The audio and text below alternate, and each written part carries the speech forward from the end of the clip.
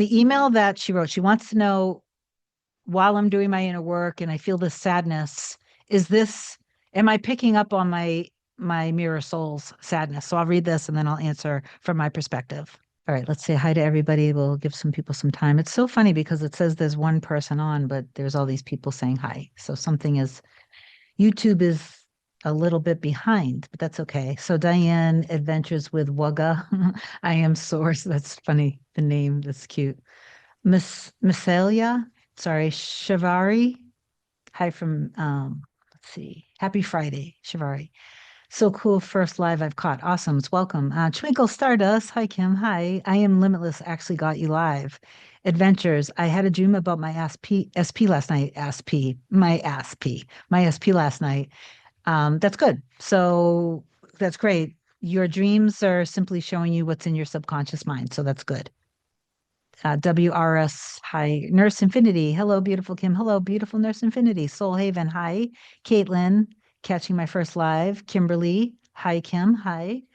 Let's see. I don't have that much time to be on, but I just want to check my schedule just in case I do. Okay, yeah. I don't have that much time. So I just want a lot of people to get on so I can answer some questions if you have them. I just wanted to actually read one of my clients' emails.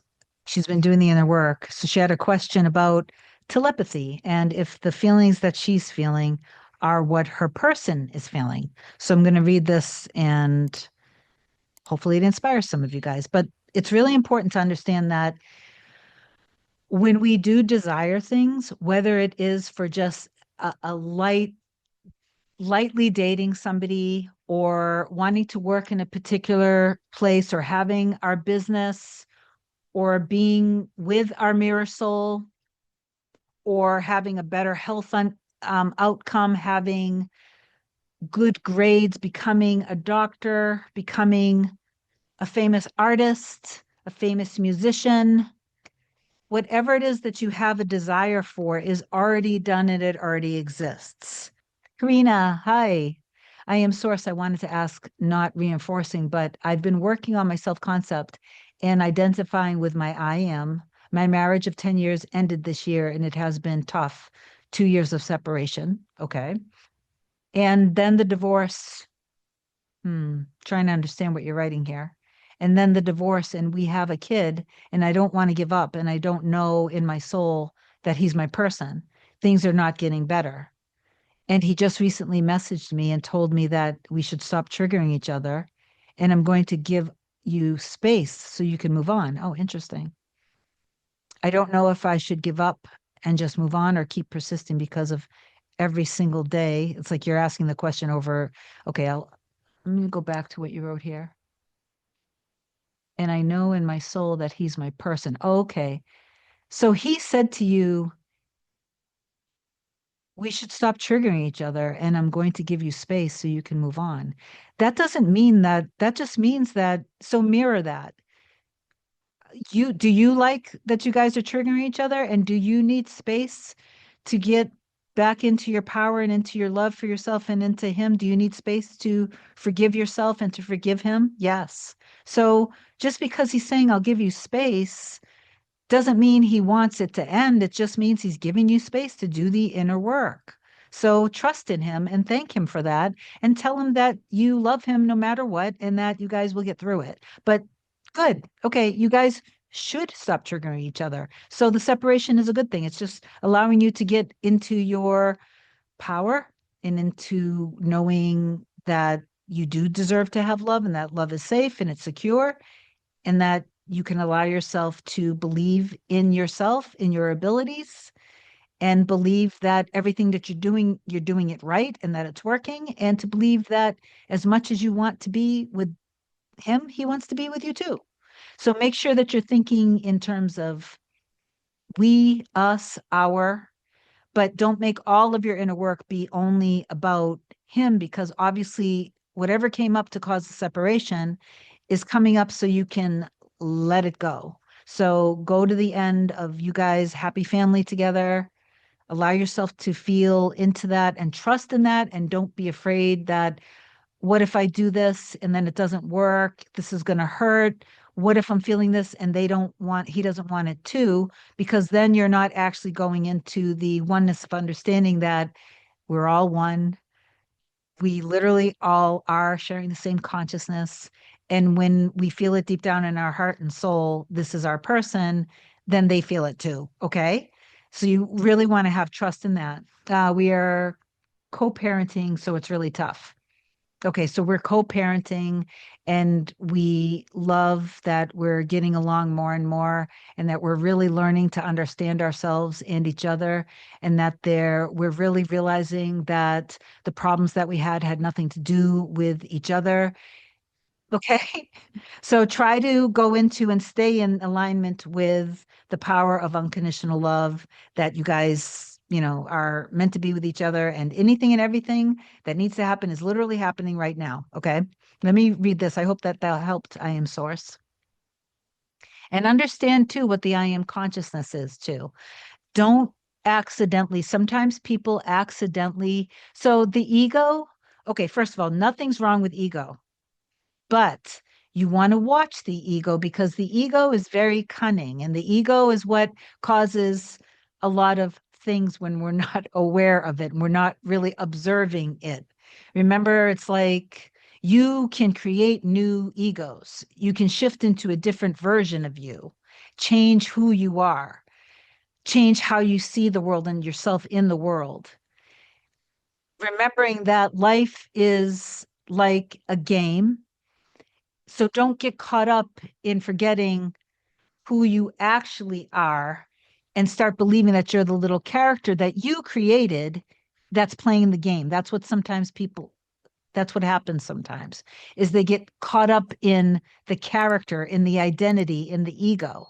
So you want to get control of your ego, get control of your mind and your thinking and your outlook on things. Contemplate how life would be if you had everything that you wanted to have. Contemplate on it.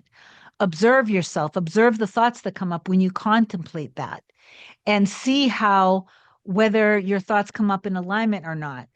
But don't keep all of your awareness and observation on the 3D because the 3D is the mirror of where your self-concept was before that ego, that version of you. But what the mistake that some people make, this is the point that I wanted to make, is that they're accidentally creating another ego because the ego will just keep creating itself over and over and over again. That's what it does. Sometimes people go into their egos and they go into like this feeling of I control everything and everyone in my reality. And that's not it. That's just another ego. And when you kind of go into that, then you observe your 3D and you notice it's not working, then you feel like you need to control everything. And it's not up to you. You and God are actually one. But the work, it like you do the inner work to get yourself to a place of power, of trust, of unconditional love and forgiveness, and allowing yourself to trust that the end already exists. And then you live your life and you're enjoying your life and you're listening to your soul and you're feeling you want to get to a place of calm, cool, collected, peace, stability, grounded, allowing yourself to feel the feeling of being fully and completely loved, cherished, adored, that you are in this wonderful, beautiful life with your person, that you guys have a beautiful family, if you want a family, that you are healthy, strong. But the parts where you get caught up in your ego is when you're focusing on the 3D, and then you have this inspired action to do things, to make it happen, do things to like get it going. Like I need to say and do these things to see if they'll react and this and that. That's not you understanding. That's you thinking that you actually have to make something happen. Hands off, because the greater God, the I and my Father are one, but my Father is greater than I, God has you. They've that loving being of all power that is anything and everything in all of existence that's ever been and ever will be, that there's no end and no beginning of that energy, that love, that divine intelligence has your back. You have the biggest backup system. Everything that needs to happen will happen, but you have to stop trying to control it and you have to stop the constant observation of exactly what you don't want in the 3D or in your memory or in the things that happened. Because when you do that, you're continuing to stay in that energy of embodying that version of you, or you are identifying with exactly what you don't want. The email that she wrote, she wants to know, while I'm doing my inner work and I feel this sadness, am I picking up on my mirror soul's sadness? So I'll read this and then I'll answer from my perspective. Okay. Hi, Kim. I just wanted to reach out and send you a little check-in and ask you a question also. I've really incorporated your advice into my daily routines from our first session. I can feel us being closer and closer. It's almost ridiculous how close this all seems. I'm not checking the 3D anymore, and I pretty much just live in the end and allow whatever comes up to come out, knowing it's only coming up because it's finally no longer able to get a rise out of me and has to die off, so to speak. In other words, I'm feeling more and more each day in love with myself, but not in a narcissistic way, only in the way of divine universal source being of me and in me with them. It's really beautiful. I wanted to ask you, since you've shared on it before, on your experience with feeling the same things or thinking the same thoughts as your mirror soul, because today is the second time now where I've been super emotional, tearful, but not actually feeling sad. It's so different than anything I've ever experienced before. It's like I can hear them echoing in my mind. I miss you. I'm so sorry. I want you back with me, and I think of you all the time. Please know this. And then I get these physical sensations like heaviness in my chest and tearful eyes, but it, but only feel complete love, like a glowing orb of unconditional love, actually. Could this be my mirror soul? And I'm feeling them hurting, missing me, longing for me. Because I'm not sad. It really feels like it's them, and that they're shedding all their walls they've been trying to uphold, but can no longer sustain, and are therefore losing them as part of their process to return home to us, to love, with respecting, obviously, privacy and boundaries. Yes, my experience is that regardless of what I'm feeling, my experience is that we are always in alignment and feeling the same thing. So whether that's good or bad, if I experience something like you described, which I did, I don't think of us as separate. So I always think in terms of us, we.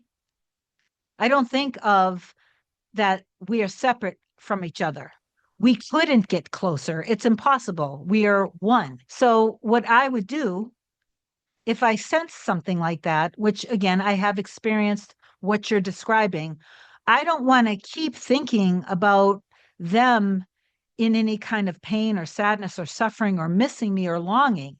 I want to go into the oneness of comfort and nurturing and love. I would go into imagining immediately, if I felt that, I would go into imagining me embracing them, us laying down, their head on my chest, and me holding them and kissing their head and comforting them and us holding each other tight.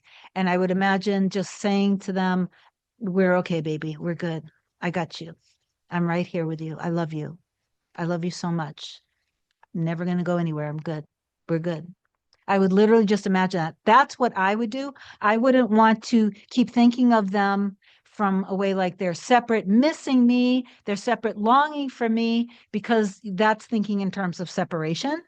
So I would go into the immediate comfort energetically. That's what I would do.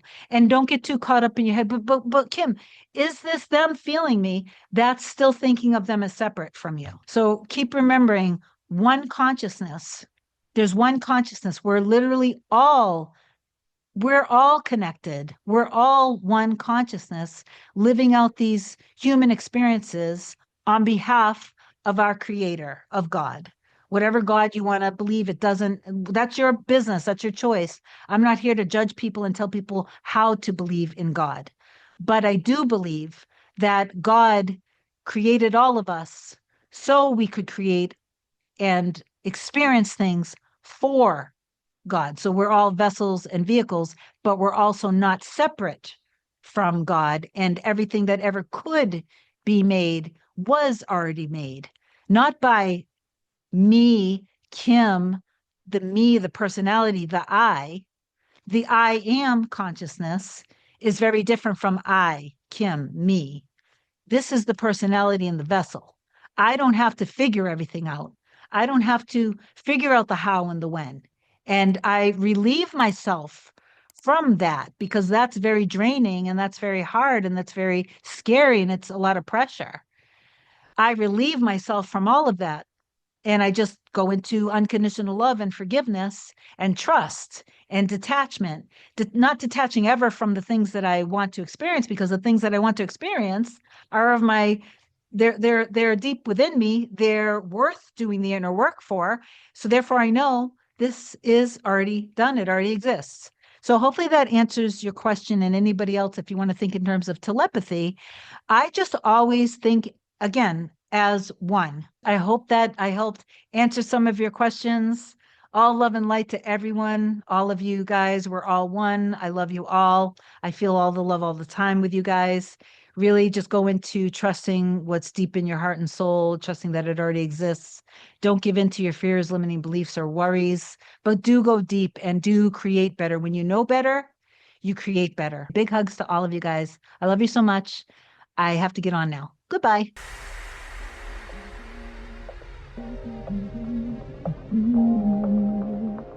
Nothing can come, nothing can come.